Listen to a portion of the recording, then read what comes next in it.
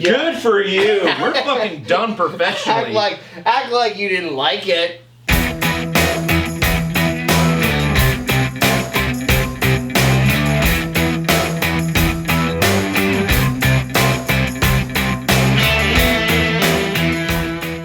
Hi, I'm Josh. And I'm Mike. I'm Justin. And welcome to another episode of Whiskey Business, the only YouTube channel that tells you exactly how drunk you have to be to see a movie. Today we saw The Boss. This movie stars Melissa McCarthy. She is a very successful business mogul who ends up going to prison for insider trading, and when she gets out, she comes up with this brilliant plan to make her money back by selling brownies and creating a new Girl Scout troop to do it. And along the way, she's helped by her assistant, played by Kristen Bell, who gives her a place to stay and helps her get back on her feet for her hard times of being in jail for 5 months or 4 months or something. This movie was not that bad. It wasn't too bad. I know Melissa McCarthy gets kind of a bad rap. I don't know why. Everyone is tired of her doing her shit. They think she's like the female Chris Farley trying too hard, but I've always liked her. I've never had a problem with her. And Have you seen Tammy?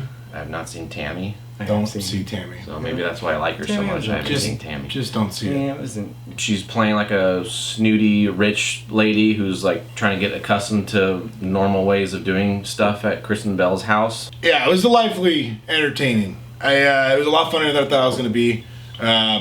You know, Melissa McCarthy, she's really good at the physical humor and stuff. And but I think some of her best scenes were the scenes where I think she was kind of just going off on her own and doing the real improv style.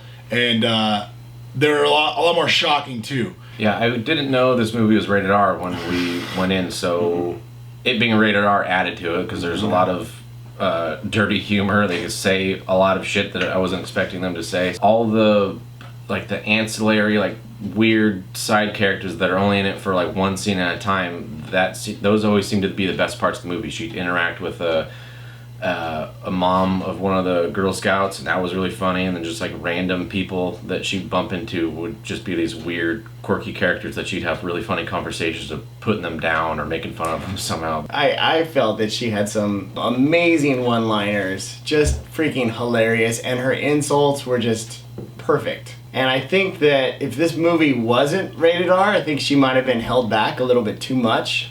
But because it was rated R, I mean, it was like a no-holds-bar. It was freaking hilarious. I didn't know Peter Dinklage was in this movie, and he shows up as her rival that is trying to compete with her in her business. His character was really, you could tell he kind of had fun with it. And I think the character is just a funny character in general, the idea. Kind of a white guy pretending to be this samurai business leader.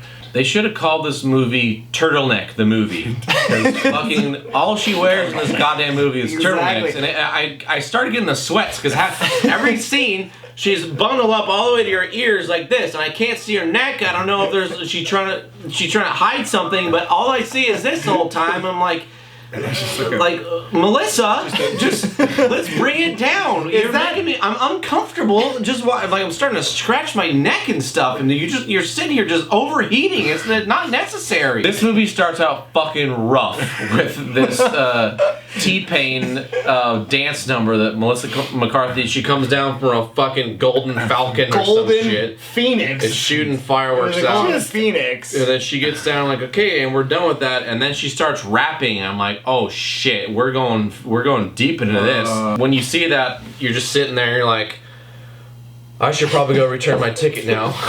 Yeah. This ain't good. Yeah.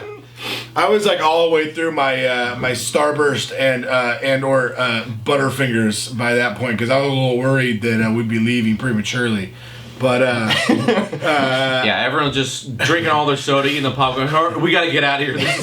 This is not for us. Let's go.